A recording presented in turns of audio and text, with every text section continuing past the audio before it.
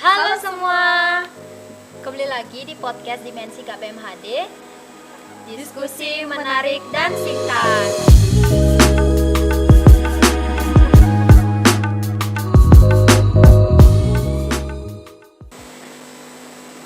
Nah, perkenalkan, nama aku Mela dan teman di sebelahku. Dan aku Risa. Nah, kali ini kita berdua jadi host pada podcast kali ini. Pada hari ini kita kedatangan narasumber lo yang terkenal pada masanya. Teman-teman pasti udah pada kepo kan siapa narasumber kita pada hari ini. Yuk biar gak lama lagi, mari kita panggil Kak Fajar. Yeay. Hai Kak Fajar. Halo. Apa kabar nih? Baik, Astungkaro.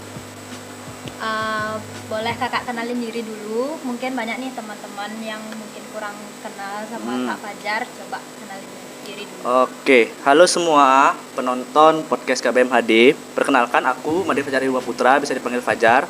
Di sini aku menjabat sebagai Dewan Pembina KBMHD periode 2019-2020. Dan dulu aku menjabat sebagai Ketua Umumnya.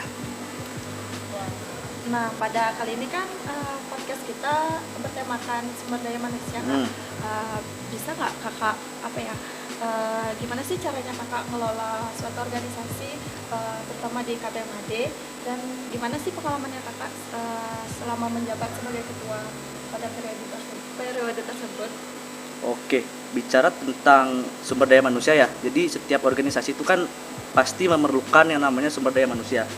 Jadi kalau pengalamanku sih, bagaimana cara mengatur organisasi KBMHD itu sendiri. Yang pertama, kita harus punya rasa percaya diri dulu. Kita harus menumbuhkan rasa percaya diri kita di diri kita sendiri maupun di orang lain. Kita harus membuat orang lain itu percaya bahwa kita mampu untuk memimpin organisasi itu. Sama seperti aku juga waktu itu, jujur sebenarnya kalau bisa dibilang sih, aku awalnya itu kita sharing aja ya.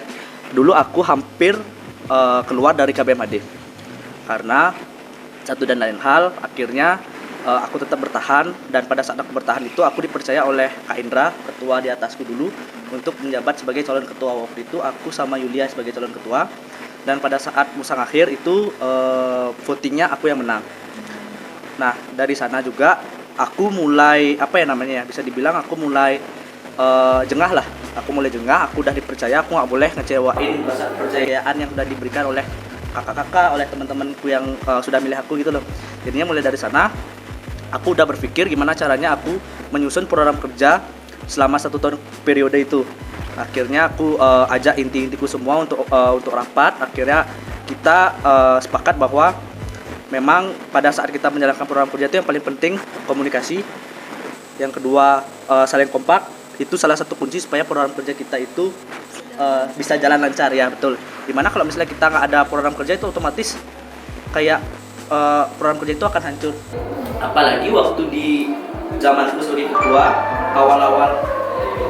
awal-awal corona itu kan kita itu, aku ingat tuh bulan Maret. Pada saat bulan Maret itu kita kegiatan sudah di stop semua. Akhirnya aku sama indiku sudah panik dalam artian aku takutnya pada saat aku menjabat tidak ada program kerja yang bisa terlaksana. Akhirnya pada saat itu sekitar bulan April atau bulan Juni ada kebijakan bahwa kita boleh mengadakan program kerja secara online. Jadinya kita muter otak, kita rapat, dan akhirnya satu persatu program kerja terrealisasikan. Itu juga berkat yang aku bilang tadi, berkat komunikasi, berkat kita kompak, kita yakin sama kemampuan kita sendiri bahwa kita bisa melakukan hal itu gitu loh. Oke, makasih banget untuk Kak Fajar penjelasannya. Aku mau nanya, Ya. Apa sih kesulitan Kak Fajar selama jadi ketua nih di KBMHD? Kalau kesulitan pasti ada, yang namanya kita organisasi kan mungkin ada masalah. Kalau kesulitan dari aku pribadi itu, yang pertama merangkul adik-adiknya. Karena sama seperti yang aku bilang tadi, pada saat aku menjabat itu kan awal-awal corona ya, kita nggak boleh kemana-mana. Dan pada saat itu juga kita ketemu pada saat makrab dan musang awal. Itu pun makrab nggak semua hadir, dan musang awal hanya setengah dari panitia. Dan itu juga salah satu kesulitanku pada saat menjalankan program kerja, karena satu orang dan orang lain itu tidak saling kenal dalam artian pasti canggung. pasti dalam koordinasi itu pasti canggung gitu loh, nggak kenal lah, takut salah lah, takut ini takut itu. Tapi akhirnya pada saat itu aku juga jujur, pada saat itu aku juga udah ngerasa down, dan teman-temanku juga udah ngerasa down. Gimana caranya biar kita bisa buat antara angkatanku sama angkatan bawah itu nyatu. Dan akhirnya aku masih ingat betul pada saat itu aku minta saran kepada dewan pembina di atasku, di angkatannya Kak Indra. Akhirnya aku buat multi chat antara angkatanku sama angkatannya Kak Indra. Kita tanya saran-saran, Kak gimana dong Kak caranya supaya angkatanku terutama bisa nyatu sama angkatan adik-adiknya. Terus banyak sih kakak-kakak yang ngasih saran, lebih baiklah kita coba kamu buatin kayak pertemuan per masing-masing divisi, misalnya bahas program kerja, misalnya kayak divisi 3 situasi gini kan mungkin kita bisa buat malam puncak. Nah coba sekarang kalian ajak adik-adiknya untuk diskusi gimana lebih baik buat plan A B C D. Setelah itu untuk divisi 2 bagaimana dan lain sebagainya. Itu juga aku laksanakan kepada adik-adikku waktu itu. Setiap divisi aku adain diskusi, tapi juga menurutku tidak terlalu efektif ya, mungkin karena salah satu dan lain hal, dan adik-adik juga kebanyakan kayak masih malu-malu gitu sih. Itu kesulitan yang benar-benar apa ya, kayak benar-benar sulit banget lah untuk aku sebagai ketua pada saat aku menjabat, karena kurang kekompakan lah gitu. Wah, makasih banget untuk Kak Fajar penjelasannya tadi itu. Mungkin di dalam organisasi itu harus ada komunikasi yang baik juga. Betul. Terus berarti kita itu walaupun secara online kita harus sering-sering ketemu. Iya. Tapi nggak boleh dalam dalam banyak orang itu. Iya betul. Bahkan kalau aku bisa bilang kayak angkatan kalian ini salah satu angkatan yang bisa kompak ya, setelah aku lihat pada saat peran kerja talkshow kemarin. Entah apa yang dilakukan oleh Bagus dan Melin dan Lili dan siapa wakil Bagusnya, Anggara ya, dan Anggara. Aku entah apa yang mereka bisa lakukan. Pada saat aku evaluasi bilang juga, aku bangga dengan kalian bahwa kalian bisa merangkul adik-adik kalian sedemikian dekat loh. Udah nggak ada rasa canggung-canggung lagi gitu loh. Jadi itu salah satu hal yang penting. Itu sih kalau menurutku pribadi ya. Yang penting ada pertemuan aja ya. Ya. Walaupun kita emang sedang ada pandemi gitu ya. Betul. Itu pun kalau misalnya paling harus sering dilakukan tuh lebih banyak kita bisa ketemu tuh di rapat finalisasi sih kalau aku.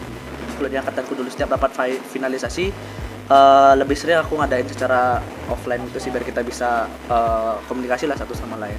Gimana kalau misalnya di angkatannya Mela sama Risa gimana?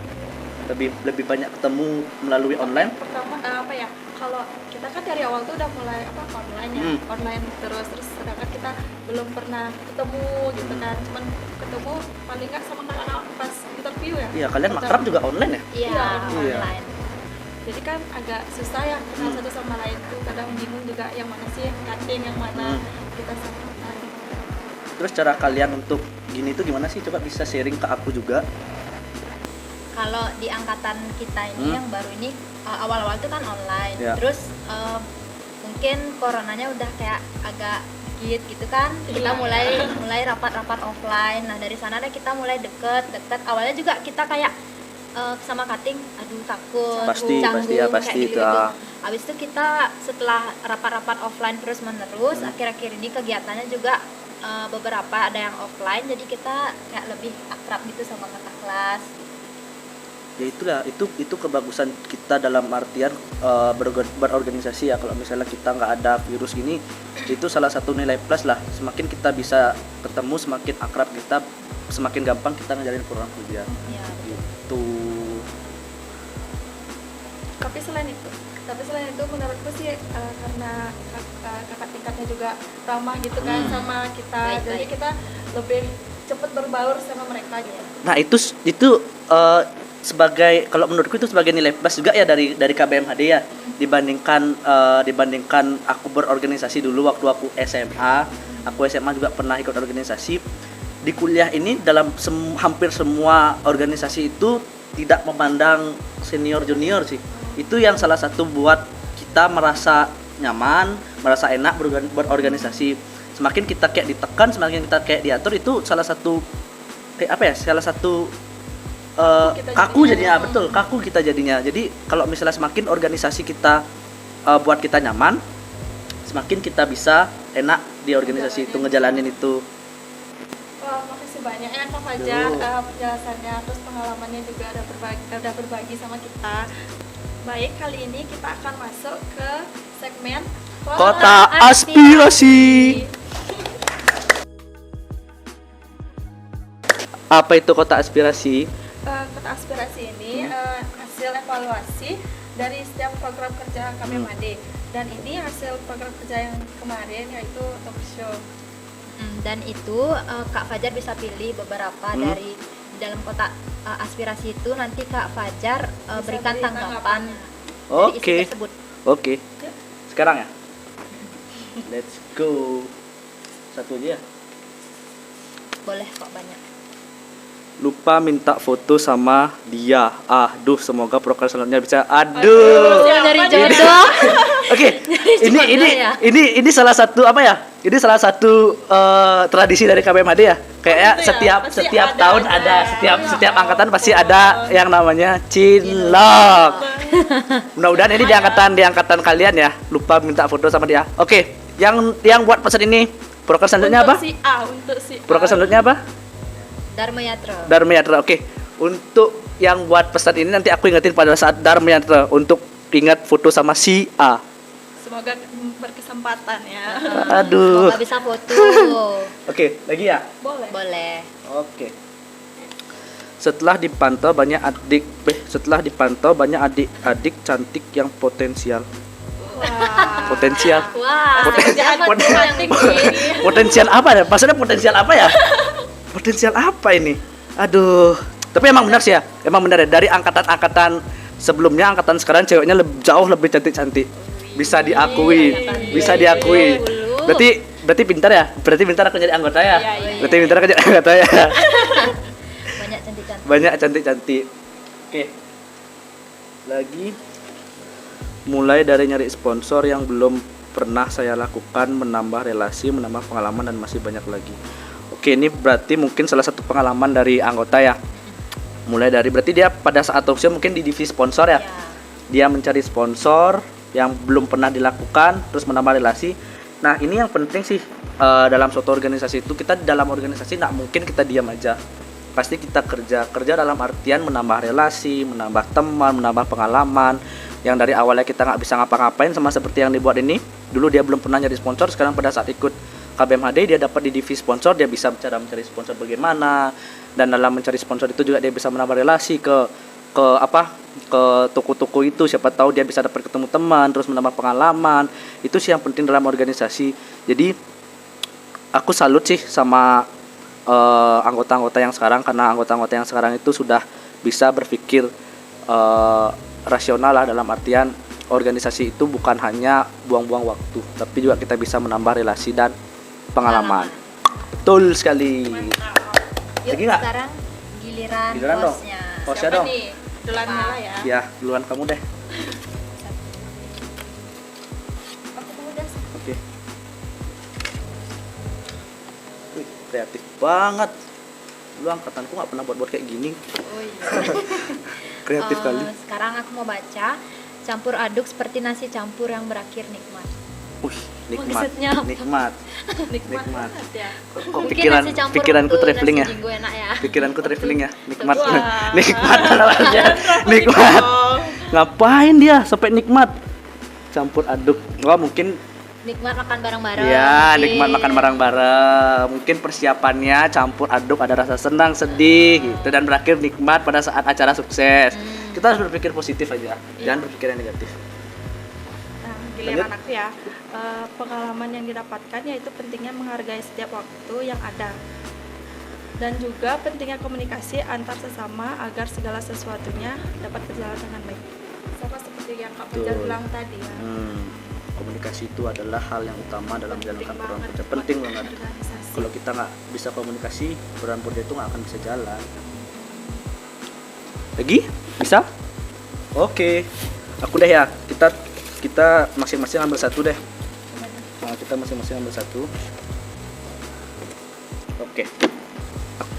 ngerasain tuyuh dan ketemu jodoh di depan mata. Lagi-lagi jodoh. MAD jadi tempat KBM jodoh. KBMAD itu kayak tempat pencarian jodoh. Take me out, take me out KBMAD. Jadi ini bagus sih sebenarnya ya. Semakin kita kayak ngerasa apa ya? Kalau kita organisasi suka sama orang tuh pasti kita semangat. Pasti semangat. Soalnya dulu ada di angkatanku ya, kalau di angkatanku itu ada yang cinlok satu orang angkatanku tuh namanya Riko sama Nia. Riko sama Nia. Riko itu ketua divisi 4, Nia itu anggota. Dulu Nia itu bisa dibilang bukan jarang sih, dia aktif, cuman tidak terlalu Sering tapi sekarang karena Sejak sejak ada cowoknya harus nonton. sejak ada orangnya tuh pasti wah di sini aku bisa ketemu, di sini aku bisa pacaran, di sini aku bisa foto berdua. Soalnya kayak angkatan kalian kan si Bagus sama si Ayu bendahara kalian lah. Dulu di angkatanku dia mulai pacaran. Pas sekarang apalagi mereka sama-sama inti. Itu bagus sebenarnya. Cuman ada pesanku juga untuk teman-teman semua yang siapa tahu kamu Mela sama Risa dapat jodoh di KBMAD kan, apalagi nanti kalian yang ngelanjutin KBMAD gitu loh, siapa tahu kalian ketuanya. Nah kalau misalnya kalian punya pacar di KBMAD terus kalian ada masalah, pesanku jangan sampai kalian bawa masalah hubungan kalian itu ke organisasi. Kayak udah berpengalaman banget ya. Oke lanjut. Nah, hambatannya saya sudah dapat job dan hampir selesai 98%, ternyata job saya diganti. Waduh. Ya ampun saya. udah capek-capek diganti. Sakit hati. Ini yang salah inti. Ini yang salah pasti inti ini. Inti kenapa kamu merubah job deskku? Emang inti itu ngeselin. Bener. Inti itu pasti selalu ngeselin. Pasti selalu dulu ya, aku itu dibilang galak sama orang. Padahal aku gak galak. Tapi ya sih Kak, aku ngeliat pertama kali first impressionnya Astaga. kayak galak. takut. Kok semua bilang aku galak ya? Pada semua adik-adik kelasku di angkatan Bagus, pada saat aku perpisahan sama dia, aku buat kayak pertemuan, kasih kertas satu-satu. Kita buatin kayak first impression gitu loh. Selama kita organisasi banyak yang bilang, "Kak, jangan galak. Aku baca, astaga, gila. Kenapa semua orang bilang aku galak? Padahal aku gak galak, sumpah. Aku gak pernah marah, kecuali dibuat marah. Dong ya. Ya tapi kan gak pernah marah-marah gak jelas. Iya sih. Iya kan? Itu inti harus bisa apa ya namanya ya? Biar nggak sampai kejadian kayak gini lagi lah. Harus bisa Kasian sih ya, dimatengin udah lagi, kasihan bisa. anggota. Kasihan. Itu pasti sakit hati banget tuh, gila. Baik, terima kasih untuk Kak Fajar. Yuk. Dari tadi tanggapannya kita ambil kotak aspirasi di sini dan isinya juga seru-seru banget. Lebih banyak Juga kepada banyak ke jodoh ya. Jodoh lebih banyak ke jodoh sih. Ya, makasih banyak untuk Kak Fajar tanggapannya. Sama-sama. Semoga KBMAD juga bisa semakin kreatif ya. Ini dulu angkatanku nggak pernah ada kayak gini loh. Aku kaget loh temen ada kotak aspirasi, ada podcast kayak ini. Itu benar-benar salut sekali aku sama angkatan-angkatan yang sekarang. Semoga bisa makin berkembang lah. Negara lebih baik lagi ya. Iya, harus. Baik, terima kasih Kak Fajar untuk bisa meluangkan waktunya datang di podcast kita. Mungkin Kak Fajar ada kata-kata atau quotes yang bisa disampaikan quotes. gitu. Wih, sekarang jadi Mario Teguh ya. Harus ngasih quotes ya setiap acara selesai ya.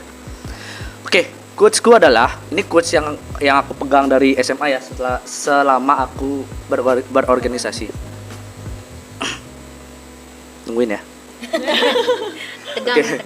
Oke, quotesku adalah organisasi itu diibaratkan sebagai sebuah jam al-roji. Jadi jika jam al-roji itu kehilangan salah satu alatnya, maka jam itu akan rusak. Begitu juga di organisasi, jika dalam suatu organisasi itu ada salah satu orang yang tidak bisa menghargai organisasinya, maka organisasi itu akan hancur, maka akan rusak. Jadi jadikanlah organisasimu itu sebagai keluargamu sendiri, karena kelak keluargamu sendirilah yang akan menuntunmu ke jalan kesuksesan. Wow, keren banget. Keren ya? Bagus banget Keren. quotesnya. Makasih kasih untuk Kak Fajar quotes-nya yang tadi.